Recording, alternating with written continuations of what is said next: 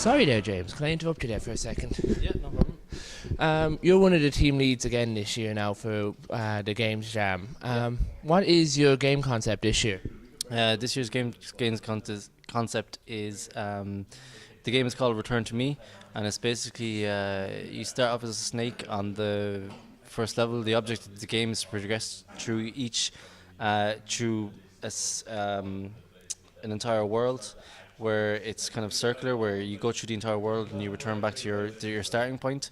So it's as if it's going to be like a top-down platformer, or sorry, side-scrolling one. But you return to your home base, and the object of the game is to kill enemies, to avoid enemies. Sometimes kill them. Eat food. When you eat food, when you return to your home base, you'll spawn snake babies. So the big thing about this one was we like the idea of snake babies, so we're doing that has to be in the project basically, and we're trying to get into it that swarm logic with snakes, and the snake babies will help you collect more food. And the object of the game is every time you go around the entire world, you will see your snake body is the length of the world, and you'll see when you come to your nest, your home nest screen, when you turn to your base, you'll see that your tail getting closer from where you started off, and as you go through, like say 4 times, you'll end up eating your own tail, and that will be when the game finishes and the storyline continues. So we kind of have a storyline in it where the tagline is "Return to me, O serpent, and we will be reborn anew." So we have like an old wizardy snake with a beard, and he's telling you to do this, and that's the whole premise of he's sending you on this quest, and we've more to do in terms of coming up with the storyline for the finishing part, but it's going to be funny to do something funny story at the end then as well. All right, and what language are you going to be doing this in now? You've only just started there now, haven't you?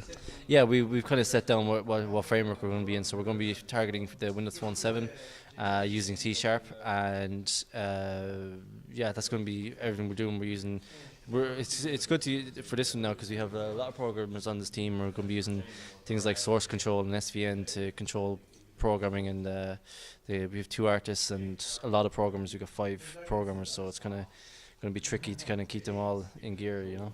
That's good. And this is your 3rd or 4th year doing this now? This is my 4th year doing Global Game Jam, and my 4th year team leading a project as well, I think. So that's been interesting. I know one of the years I was half team lead, it was co-team lead, but this is my 4th year taking an active role in Global Game Jam, so looking forward to no sleep for a while. And how do you feel? Do you think this is all achievable within those 48 hours after you have all this experience? Yeah, I definitely do.